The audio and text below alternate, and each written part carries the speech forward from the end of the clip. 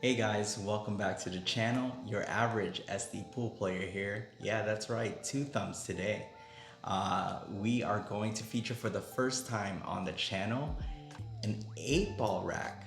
I am super excited about this. I love 8-ball.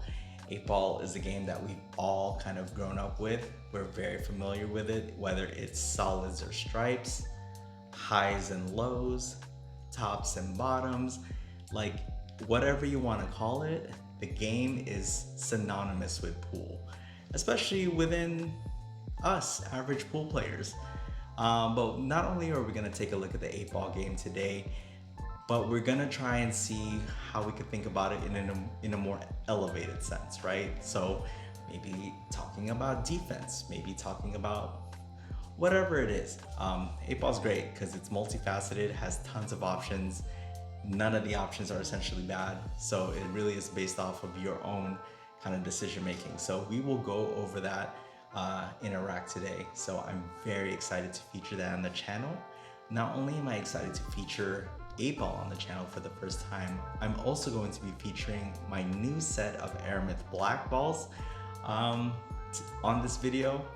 I had to get them because they were so pretty and so shiny and they just look great. So I hope you like them. Speaking of like, if you like videos like this, go ahead and hit that like button below, as it does help out the channel and gives us that instant feedback that we love here. Speaking of feedback, go ahead and leave that comment below based off of what you liked about this video or kind of what kind of content you'd like to see in future videos here on the channel. And speaking of channel, don't forget to subscribe so that you can get every published video on Mondays and Fridays right away. It's fun and it's free and it's worth it. So with that being said, let's go play some pool. And you're not mistaken, that is myself and Jeffrey, the Bull, the Luna. Sick guy, super cool. So happy that I got to meet him. So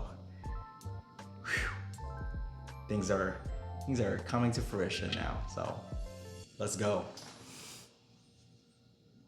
All right, guys. So as advertised, we're going to reveal for the first time, before they've even been played on the table, the new set of Belgian Aramith balls black. So here we go. Da da da. Drum roll, please. Look at how pretty and shiny they are. Such a good looking set of balls. Has that classic Aramith look. And you know, it's just super exciting to be able to use these later. So I hope you guys are just as excited as I am and geeked out. So let's go play some pool.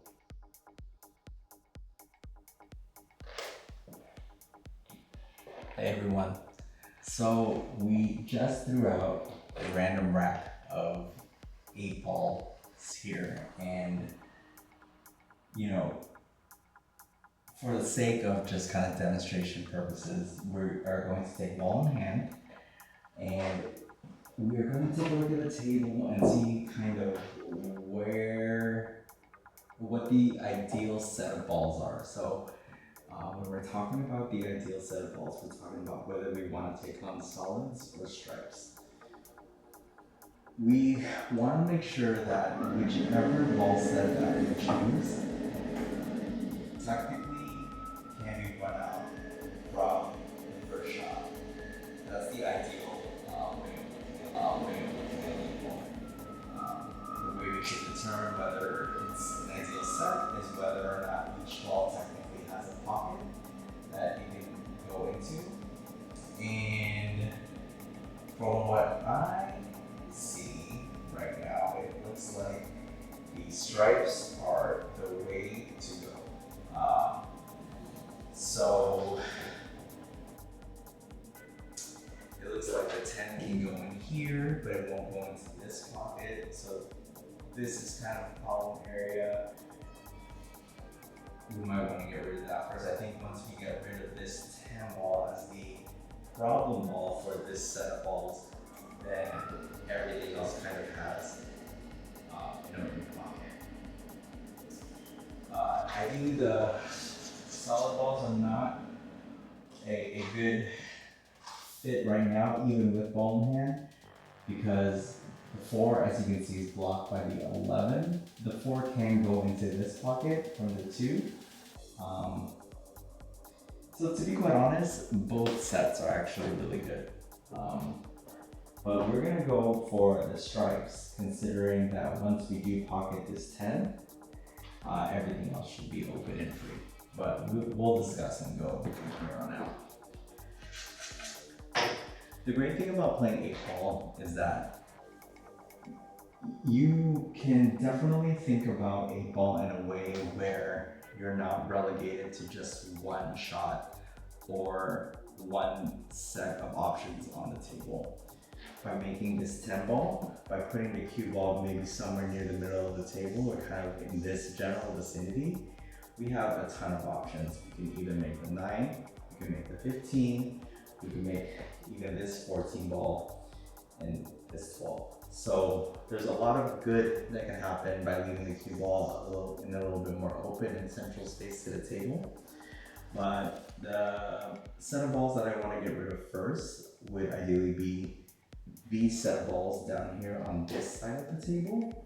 So 10 in this corner, 15 in this side, 9 in this corner to free out the cue ball back out here. And then the 8-ball would essentially still be able to go down there. So let's get started on the rack and kind of work our way through. So this is my first hit on these balls and I'm super excited.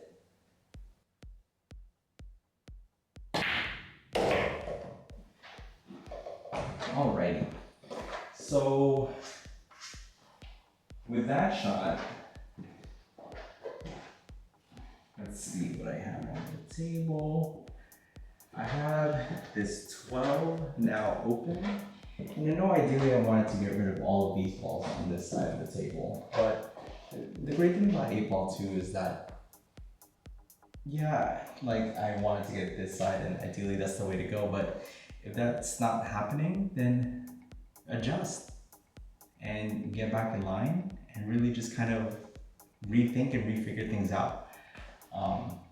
That kind of play really kind of allows your brain to be a little bit more free and you're able to really approach the game in a way that's not so monotonous or redundant, like let's say some rotation games would be.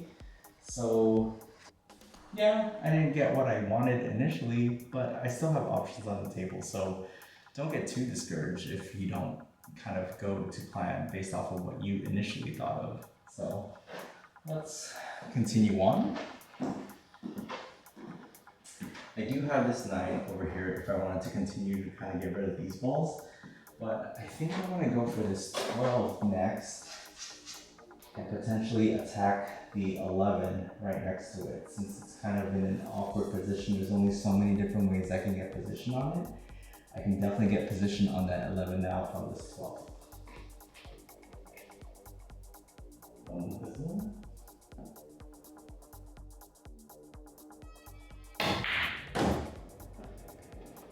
Perfect.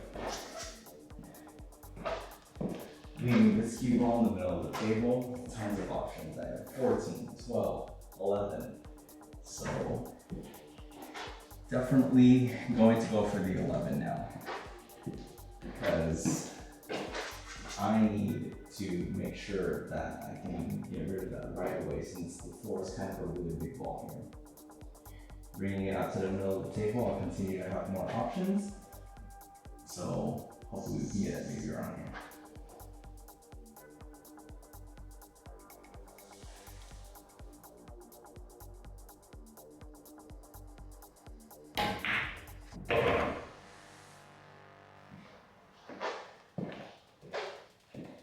Alright, so the more balls we're blocking now, the less and less options and opportunities that we'll have to kind of essentially go or pick at the balls that we need to ensure that we address right away. The only real problem ball that I see from here is this 15 because it has a limited amount of pockets, but This table will soon kind of open up a little bit more as soon as we get this 14 out of the way, get position on the 12, 9, and I'm probably going to use this 15 to get to this 8, since they're kind of within close proximity of one another. So that's the plan. There's 14 in the corner, drop back for the 12 on the side.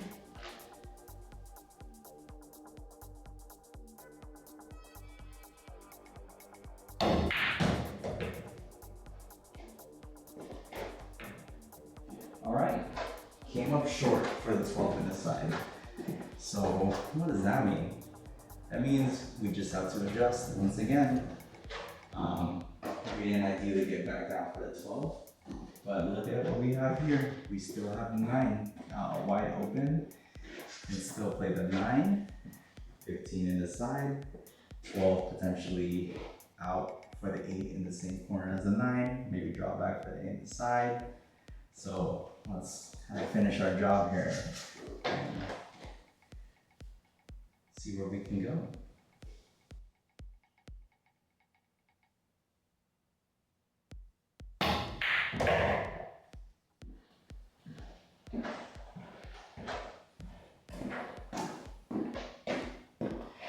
All right, I think I can either slide over for the 12 in the same pocket as the 15 or just stop it there. Pretty nice angle for the 12 to get on the 8. And just stop the cue ball.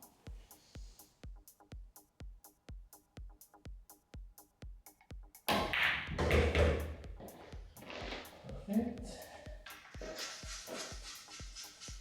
I almost got a little straight, but the best thing about this shot is I can just draw this cue ball back for the 8 on the side. So I can let my stroke out a little bit and not compromise the accuracy on the 12.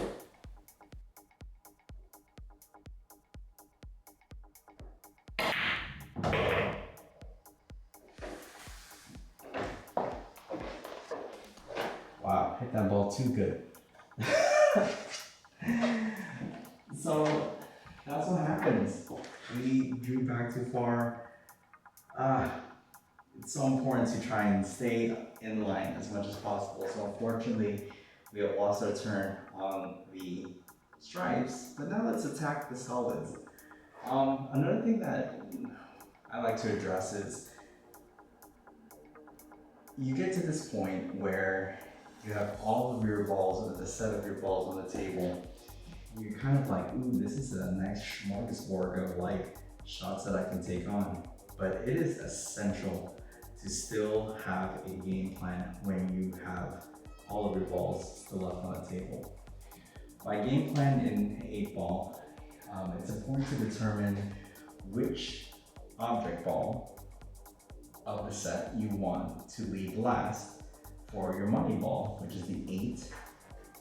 And normally you'd like to use the object ball that's within close proximity to that money ball. So I think I'm gonna leave the 1. It's in the center of the table, open to multiple pockets. So, and it's right next to the 8. In regards to the clearance of the rest of the balls, again, we wanna potentially try and get rid of one half of the table first and then work on the other half of the table and then get back to the center of the table to complete the rest of the rack. So I do have options here. I think I'm gonna go for the 3, obviously, because it's the closest ball to the cue ball that's also near a pocket. And I'll bring my cue ball back out towards the center of the table where I'll continue to have options for the clearance.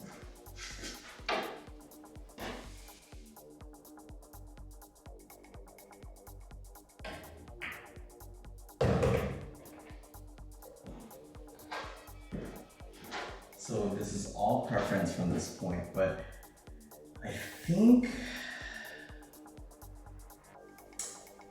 let's see. Yeah, I'll continue the clearance down here on this side of the table and then come up for the rest of the balls on this other half of the table.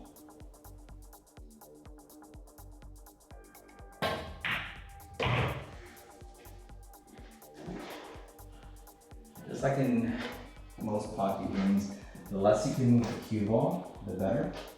You want to keep the route short, simple, and efficient.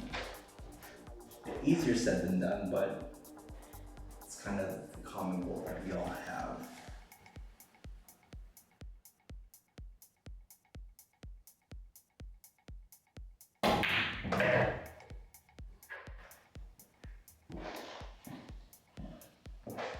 All right, cue ball back in the center of the table, ready to attack the rest of these balls. Now, I did say that I wanted to leave this one for the 8. Is it essential? No. Because essentially what you want to think about now is if I pocket this one, I'll have all of these balls kind of simple. And they all have a pocket. So I don't really need to save the one. I can go for it now and essentially continue on with the rest of the clearance.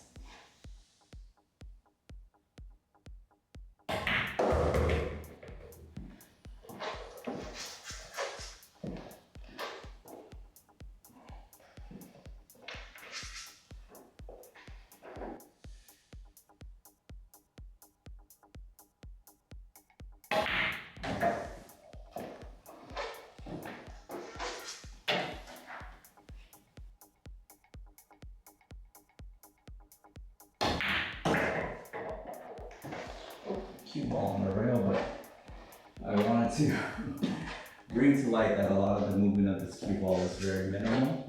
I have to play a nice recovery shot here.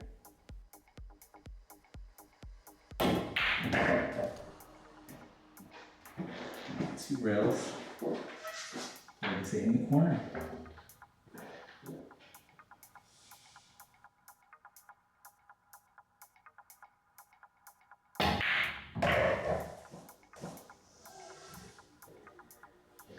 And that's a rack of 8 ball. Yeah, it's great. A lot of people are used to playing 8 ball, and it's what a lot of people like to play because essentially there's so many options.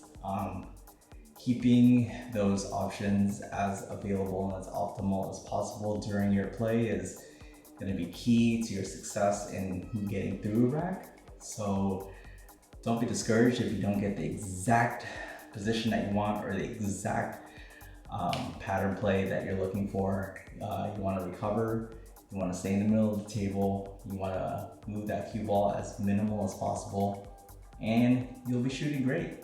So thank you so much for tuning in. Again, this has been fun. I love 8 ball. I can't wait to do more videos like this on the channel in the future. So if you do like what you've seen, go ahead and press that like button so we can kind of continue to do more of this in the future. All right, thank you guys. Have a good one.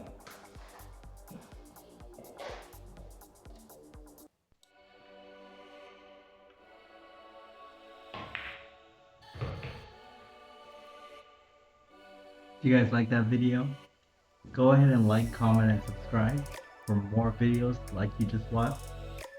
And we'll see you in the next one.